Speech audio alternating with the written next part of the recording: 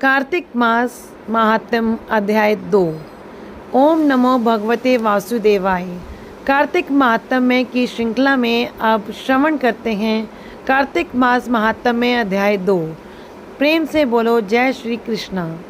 ब्रह्मा जी कहते हैं कि हे नारद, तुलसी की मंजरी सहित भगवान शालिग्राम का जो एक बूंद चरणामृत का पान करता है वह ब्रह्मा इत्यादि बड़े पापों से मुक्त होकर बैकुंठ को प्राप्त हो जाता है। जो भगवान शालिग्राम की मूर्ति के आगे अपने पितरों का श्राद्ध करता है उसके पितरों को बैकुंठ प्राप्ति होती है। जो भगवान शालिग्राम की मूर्ति दान करता है उसको समस्त पृथ्वी के दान का फल मिलता है, परंतु शालिग्राम की मूर्ति बेचनी नहीं चाहिए। विष्णु जी का पूजन शंख के जल से और शिव का बिल्व पत्रों से, सूर्य का तुलसी से, गणेश जी का धतूरे के पुष्पों से तथा विष्णु जी का केतकी के पुष्पों से, शिव का कनेर कंवल को छोड़कर किसी लाल पुष्प से पूजन नहीं करना चाहिए। जो श्री विष्णु जी का पूजन कंवल के पुष्पों, लक्ष्मी जी का मालती और चंपा के पुष्पों से करता है वह भगवान की परम पद को प्राप्त हो जाता है। और जो भगवान की अति प्रिय तुलसी से पूजा करता है उसकी महिमा कोई भी नहीं कह सकता। वह कभी माता के गर्भ में नहीं आता। तुलसी माला धारण किए मंजरी युक्त जिसकी मृत्यु हो जाए वह सीधा बिना किसी बाधा के बैकुंठ धाम को जाता है। तुलसी की छाया में पितरों का श्राद्ध करने से पितरों की अक्षय तृप्ति होती है। तुलसी का सिंचन गंगा, यमुना तथा नर्मदा के स्नान के तुल्य हो जाता है। तुलसी का वृक्ष लगाने, खींचने और स्पर्श करने से मनुष्य के काया, वाचा और मनसा तीनों प्रकार के पाप नाश हो जाते हैं। कार्तिक मास में जो मनुष्य आंवले के पत्ते और फूलों से भगवान का पूजन करता है तथा आंवले के वृक्ष के नीचे बैठकर भगवान का पूजन करता है उसको सोने के फल और पुष्पों का फल प्राप्त होता है। जो मनुष्य द्वादशी को तुलसी तथा आंवले के पत्तों को तोड़ता है वह घोर नरक में जाता है।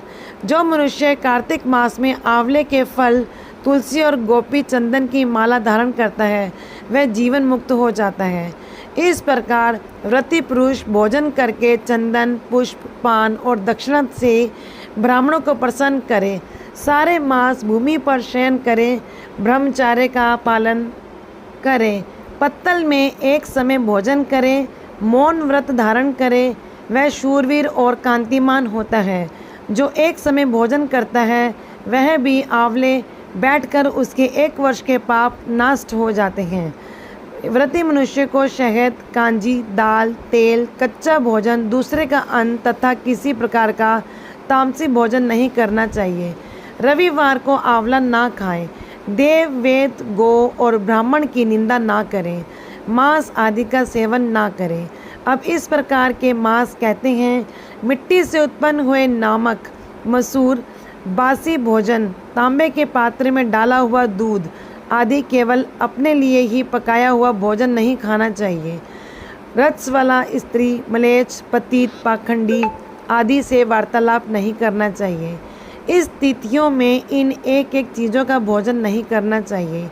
एकम को पेठा, दूज को बैंगन, तीज को पृथ्वी का फूल, चौथ को मूली, पंचम को बेल फल, छठ को कलिंदा, सप्तमी को आंवला, अष्टमी को नारियल, नवमी को जंगली घिया, दशमी को परमल, एकादशी को बेर, द्वादशी को मसूर, त्रयोदशी को पान, चतुर्दशी अथवा अमावस्या और पूर्णमासी को नारी को साग नहीं खाना चाहिए। इस प्रकार कार्तिक मातम अध्याय 2 पूरा हुआ। अब अगले अध्याय की कथा अगली वीडियो में श्रवण कीजिएगा। तब तक के लिए जय श्री कृष्णा। राधे राधे।